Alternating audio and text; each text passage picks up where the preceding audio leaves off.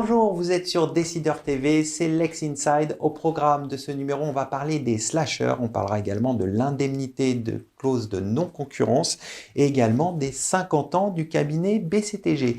Pour débuter cette émission, j'ai le plaisir de recevoir Amélie Angédinger, avocate en droit social au sein du cabinet PDCB, pour parler des slashers. Amélie, bonjour. Bonjour Arnaud et merci de m'avoir invité sur votre plateau. Alors, qu'est-ce que les slashers ? Les slashers, en fait, ça vient de ce terme anglais, slash, qui désigne la barre oblique que l'on peut utiliser notamment lorsqu'on se présente sur les réseaux sociaux professionnels tels que LinkedIn. Donc, par exemple, on peut avoir une personne qui se présente comme consultant / comédien par exemple et qui va justement utiliser ce slash et on va dénommer cette personne slasher. Alors depuis 2020, on a les dictionnaires français qui définissent finalement dans les dictionnaires cette notion de slasher, qui est une personne, alors généralement issue de la génération Y, qui va cumuler plusieurs activités ou fonctions, métiers, de manière cumulée tout à la fois. Et donc on a justement ce phénomène qui est en plein essor, qui concerne, selon les chiffres, plus de 4,5 millions de personnes. Alors, on les retrouve plutôt dans 39% des moins de 30 ans se disent slashers, contre 19% des plus de 60 ans. Mais c'est un phénomène, j'ai envie de dire, qui est pas vraiment nouveau, puisque si on prend le cas notamment de Léonard de Vinci, en son temps, il était considéré comme slasher, puisqu'il cumulait à la fois les activités de peinture, de sculpture, et donc on peut considérer que ça fait plusieurs années que ce terme finalement existe en France et à l'international. Donc Léonard de Vinci était un des pionniers des slashers. C'est ça, on peut dire ça comme ça. Alors combien d'activités peut-on cumuler ? Alors on peut, sur le principe, cumuler plusieurs activités. Après, il y a des limites en fonction des statuts des personnes, comme on le verra juste après, ou en fonction de l'activité même, du métier exercé par la personne. Prenons le cas par exemple des fonctionnaires. Par principe, un fonctionnaire exerce l'activité qui lui était dévolue dans le cadre de ses fonctions. Alors après, il y a des exceptions, évidemment, où il peut exercer d'autres activités si, par exemple, il est à temps partiel, s'il crée ou il reprend une activité indépendante, mais c'est vraiment l'exception. De la même manière, par exemple, on a des métiers qui ont des limites de par la déontologie. Je pense notamment, par exemple, aux médecins ou aux avocats, où on a, par exemple, pour les avocats, on n'a pas la possibilité d'être gérant d'une société. Par contre, on peut tout à fait exercer des fonctions de formateur ou d'intervenant dans notre domaine. Des activités dites accessoires. Exactement. Donc ça, c'est du statut et de par les fonctions, mais on a aussi des limites, notamment pour les salariés qui cumulent plusieurs activités salariales. Pourquoi je dis ça ? Alors d'une part, un salarié est tenu à une obligation de loyauté envers son employeur et notamment ne peut pas exercer une activité concurrente à celle exercée par son employeur. Ça, c'est la première chose. Et puis, on a de plus en plus des clauses d'exclusivité qu'on peut retrouver dans les contrats de travail qui interdisent aux salariés d'exercer une autre activité à côté de celle pour laquelle il a été employé. Et donc, de par finalement ces limites, j'ai envie de dire, on ne peut pas tout le temps exercer plusieurs activités. Mais quand on n'a pas ces limites, j'ai envie de dire, on peut exercer plusieurs activités. Et selon justement une étude OCDE, ils disent qu'une personne pourra exercer jusqu'à 13 activités dans quelques années. C'est possible ça, 13 activités vraiment ? Alors, on verra justement les petits points à la fin qui posent problématique et qu'il faut vraiment prendre en considération quand on veut exercer plusieurs activités. Alors, au niveau juridique, quel est le statut de ces slashers ? Alors, la question est intéressante. Pourquoi ? Parce que ces phénomènes slasher, donc qui est en plein essor, en fait, s'est développé en même temps que le développement du freelancing ou encore du développement du statut de micro-entrepreneur.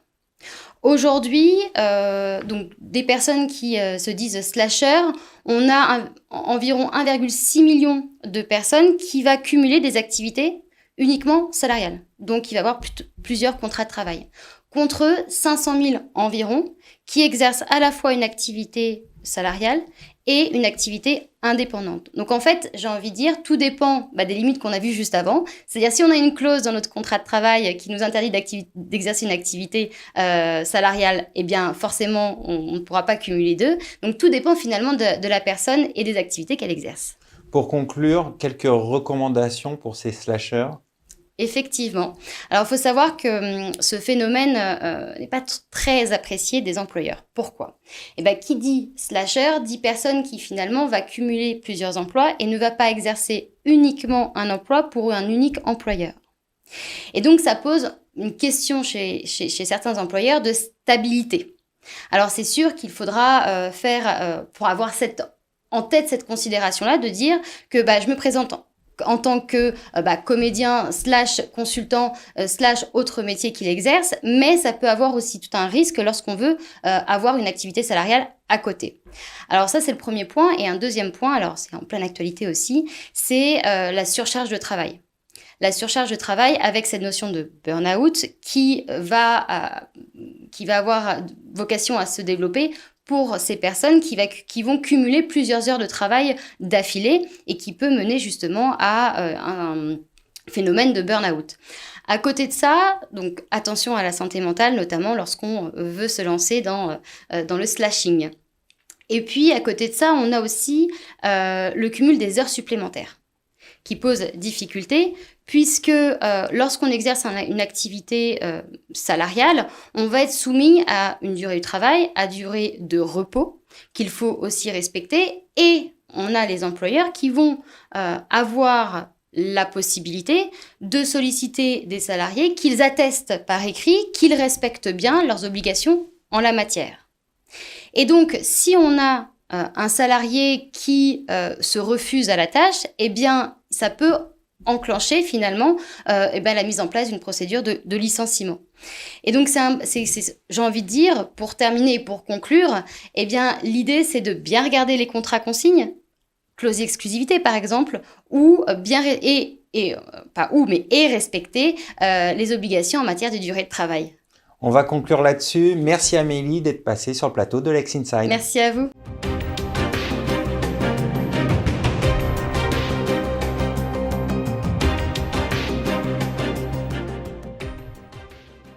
Vous êtes toujours dans Lex Inside. On va parler de la clause de non-concurrence avec mon invitée Hélène de Saint-Germain, associée chez Cornet Vincent Ségurène. Hélène, bonjour. Bonjour. Alors, quelles sont les modalités d'application d'une clause de non-concurrence? Les modalités d'application d'une clause de non-concurrence, c'est des conditions qui ont été fixées par la jurisprudence. C'est la limitation dans le temps, dans l'espace, la nécessité que ce soit conforme aux intérêts de l'entreprise, qu'il y ait une contrepartie financière et enfin que ce soit proportionnel à l'emploi. L'idée, c'est d'être pragmatique. On n'empêche pas les gens de travailler si on n'a pas des causes objectives et restrictives. Donc, restreindre, oui, mais permettre aux salariés de travailler aussi. Comment fixe-t-on le montant de cette clause de non-concurrence? Alors, on la fixe en principe en application des conventions collectives, qui est la barre minimum, le socle minimum du montant. Sinon, c'est d'un commun accord, mais ça ne doit pas être ridicule. Donc, ça doit être proportionné aux restrictions que vous imposez, ce qui veut dire que le juge pourrait considérer que si elle n'est pas suffisamment importante, la contrepartie, eh bien la clause est nulle. Un exemple pour illustrer ce propos? Alors en général, dans les conventions collectives, on est autour de 30% des rémunérations annuelles divisées par 12, puisqu'on verse mensuellement l'indemnité de non-concurrence et qu'elle est cotisée et chargée et qu'elle génère des congés payés. Est-ce qu'on peut modifier la somme convenue? Alors on peut la modifier d'un commun accord sans pouvoir descendre en dessous des socles, évidemment, puisque la convention collective est un minimum. Mais sinon, le principe, c'est qu'une fois qu'elle est engagée, et sauf l'accord de l'autre partie, plutôt pour la lever que pour la diminuer, en général, eh bien elle s'applique. Si on veut la modifier, ce serait un avenant au contrat de travail? Alors ce sera un avenant ou un accord au moment de la rupture, mais cet avenant sera quand même organisé de manière devra être contrôlé de manière très stricte, pour s'assurer que le minimum de la convention collective soit respecté. Et bon, il faudrait qu'évidemment le consentement soit éclairé et obtenu dans des conditions où il n'y a pas de discussion sur le consentement. Donc c'est assez rare. On trouve plutôt des accords de levée. C'est-à-dire qu'on décide d'un commun accord d'en réduire la durée ou on va décider de la lever purement et simplement quand ça n'est pas prévu au contrat préalablement. Alors, en cas de litige, justement, quand le Alors, salarié vous part, avez, qu'est-ce qui se passe? alors vous avez en général deux types de litiges. Vous avez des litiges qui portent sur la licéité, c'est-à-dire la validité de la clause de non-concurrence, parce que l'exercice est quand même assez difficile, que les employeurs ont tendance à mettre des clauses très larges, et qu'évidemment, quand les clauses sont trop larges ou trop restreintes, le salarié, et c'est le seul, a la possibilité de venir dire que cette clause est nulle. Donc ça, c'est le premier type de litige. Et donc, évidemment, il en ressortira que si la clause est nulle, elle ne s'applique pas. Bon. Et le deuxième type de litige, c'est j'ai une clause et je ne la respecte pas. Et là, c'est extrêmement compliqué parce que la charge de la preuve incombe à celui qui se plaint du non-respect de la clause et qu'il ne suffit pas d'avoir de simples présomptions. Il faut vraiment prouver la violation de la clause. Et ça, l'exercice est assez difficile. Donc, il existe des dispositifs un peu compliqués pour essayer de ramener la preuve, puisque le juge ne vous condamnera pas si, évidemment, on n'a pas la certitude que vous violez. Si la clause est violée, bien évidemment, la contrepartie n'est plus due. Et la deuxième chose, c'est que souvent dans les clauses, on prévoit que si tu la violes, il y a une clause, il y a une pénalité qui te fait qu'on te dit, si tu la violes, il y aura une pénalité de temps. Alors, cette pénalité-là, elle est réductible par le juge, alors qu'à l'inverse, la contrepartie financière, c'est comme un salaire, c'est comme la contrepartie d'une obligation, et donc ça vient encore d'être rappelé, le juge n'a pas la main pour le réduire. Il va l'appliquer, elle est licite, ça s'applique, elle n'est pas licite, on va avoir des débats pour savoir si malgré tout on l'a imposé, donc il faut payer, et puis, mais on ne pourra pas venir dire employeur, elle est excessive, je ne peux pas la payer, donc réduisez-la, comme vous pourriez l'avoir pour une pénalité côté salarié, disant que c'est excessif. Voilà. Est-ce qu'il y a, pour terminer, est-ce qu'il y a une tendance de fond de la jurisprudence sur cette question? La tendance, c'est de dire que c'est une liberté très importante, celle d'entreprendre, et donc les restrictions qu'on y apporte doivent être vraiment justifiées et ne doivent pas empêcher la personne de travailler. Donc la restriction est appréciée de manière assez favorable aux salariés, puisqu'on vérifie vraiment si les causes sont respectées. Et évidemment, le corollaire, c'est qu'il faut en plus que l'indemnité ne soit pas ridicule. Et donc la tendance aujourd'hui est de dire que quand vous imposez une clause de non-concurrence, côté employeur, il faut être certain que ça réponde à un besoin légitime et démontrable. Et côté salarié, que ça vous permette quand même de pouvoir continuer à travailler et à défaut, et quand ça restreint votre liberté, que vous soyez légitimement et normalement compensé. Donc c'est toujours une histoire d'équilibre et de balance. On va conclure là-dessus. Hélène, merci de votre éclairage. Je vous en prie, merci à vous.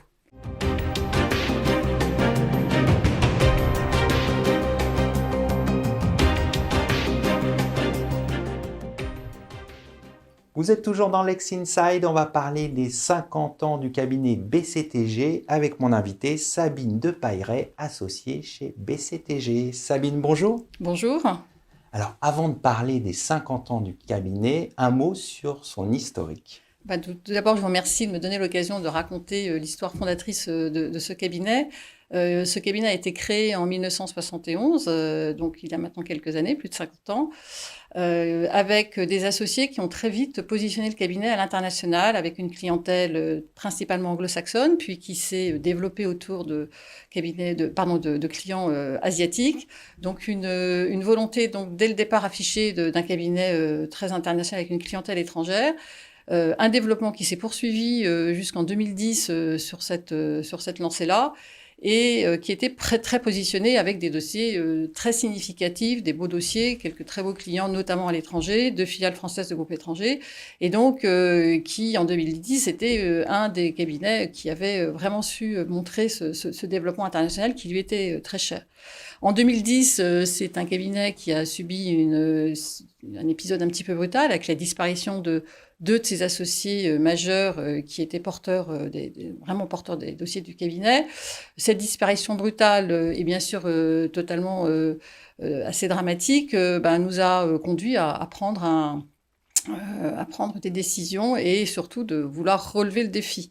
Et donc, c'était un défi extrêmement important puisqu'il fallait non seulement être en mesure de garder cette clientèle et ces beaux dossiers, de poursuivre cette aventure, cet héritage qui nous avait été laissé, et tout en accompagnant bien évidemment nos clients et de se projeter déjà sur un futur cabinet. Alors, comment s'est développé le cabinet? Alors, il s'est développé déjà avec l'association extérieure de deux associés, Hugues Villet et Paul Elfassi, respectivement, en droit économique et en droit de l'énergie, droit public, qui sont venus vraiment compléter ces matières qui étaient essentielles et qui étaient déjà présentes, mais sur lesquelles on avait besoin d'un renforcement très solide. Puis on a également fait confiance à nos jeunes talents en associant deux collaborateurs qui avaient fait leurs preuves tout au long de cette période, qui sont François Daubat en droit économique et Alain de Rouget en droit des acquisitions et des sociétés. Plus récemment, nous avons demandé et obtenu donc que deux expertises, à notre avis, extrêmement importantes aujourd'hui compte tenu de l'évolution du marché. Caroline Goupil en droit des nouvelles technologies et Ludovic Babin en droit de la commande publique, qui nous ont rejoints tout récemment. Donc c'est aujourd'hui la preuve d'un cabinet qui a vraiment su se transformer, qui souhaite se développer au fur et à mesure que ce monde économique se renouvelle et innove.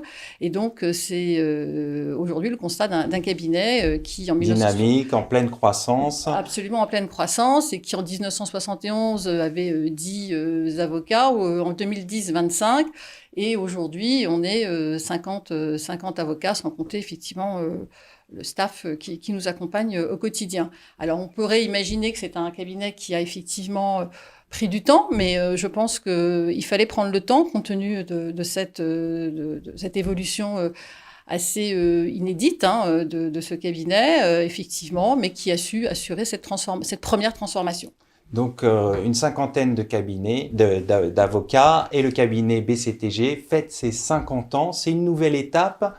Quel est votre sentiment, justement, avec ces 50 ans du cabinet BCTG? Alors, ce sentiment, écoutez, d'abord, c'est un sentiment d'avoir réussi l'exercice, d'avoir su relever ce défi.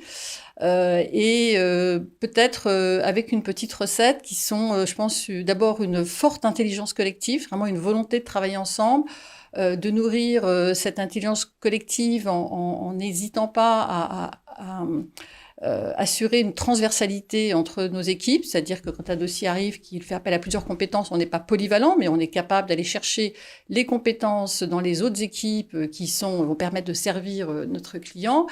Et puis une ambition assumée, c'est-à-dire qu'effectivement, on s'est retrouvé du jour au lendemain avec des clients significatifs, des dossiers très importants, notamment qui appliquaient beaucoup des relations à l'international. Et donc on avait, je crois, on nous avait appris effectivement des méthodes de travail qui nous permettaient de relever ce défi, et véritablement on a su assumer complètement cette ambition qui était de poursuivre l'aventure qui nous avait été laissée. Donc à l'occasion de ce 50e anniversaire, nouvelle ambition et nouveaux changements, le cabinet se transforme. Quels sont les principaux changements ? Alors, des changements, d'abord, ce sont des changements effectivement qui sont majeurs, mais peut-être préalablement, on peut souligner le fait que ces changements ne se sont pas faits tout seuls. Ça a été un accompagnement déjà de nos clients qui nous ont aidés aussi à faire ce changement, de nos équipes de staff interne, d'une réflexion aussi menée avec nos collaborateurs et puis bien sûr entre associés. Et donc c'est un travail véritablement collectif qui rejoint l'intelligence collective dont je parlais tout à l'heure, qui a permis ces transformations. Alors on a 3 projets majeurs. D'abord le déménagement effectivement dans des locaux qui vont je pense refléter plus l'image que l'on souhaite donner, effectivement, qui était peut-être un peu discrète, peut-être un peu plus désuète, et aujourd'hui, on a vraiment choisi des locaux à l'image de cette modernité et de cette transversalité qu'on souhaite vraiment mettre en avant pour poursuivre ce développement. Donc ça, c'est la première transformation. Deuxième transformation, c'est la refonte de notre identité visuelle. Là aussi, une refonte d'une identité qui va être plus lisible, plus sobre, qui va être très dédiée à nos clients, qui va pour principal objectif de pouvoir donner à nos clients la possibilité de comprendre effectivement ce qu'on attend, ce qu'ils peuvent attendre de nous, et de leur donner effectivement notre capacité, de leur montrer notre capacité à identifier leurs besoins. Une identité aussi très tournée vers l'international, qui fait preuve de curiosité, et surtout qui va mettre la preuve de notre expertise au centre de cette communication. Ça, c'est notre deuxième projet. Et notre troisième projet, on est un peu tous confrontés à cette évolution majeure qui est l'évolution du monde économique avec la transformation digitale. Et nous allons là aussi nous entamer un projet qui est déjà entamé, mais qui va être vraiment développé désormais, qui est la transformation digitale du cabinet. Et ça, cette transformation, elle recouvre plusieurs thèmes, puisque c'est aussi bien une transformation pour mieux servir notre client.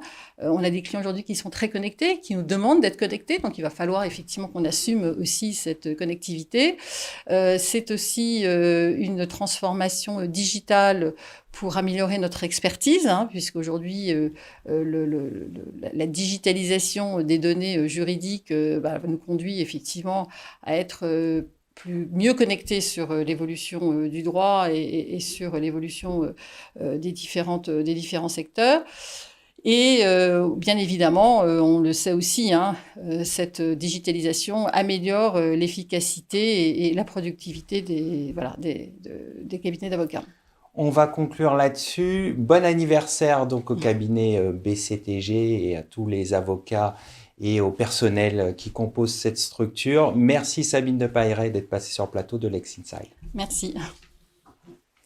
Merci à toutes et à tous pour votre fidélité. À très bientôt sur Décideur TV pour un nouveau numéro de Lex Inside.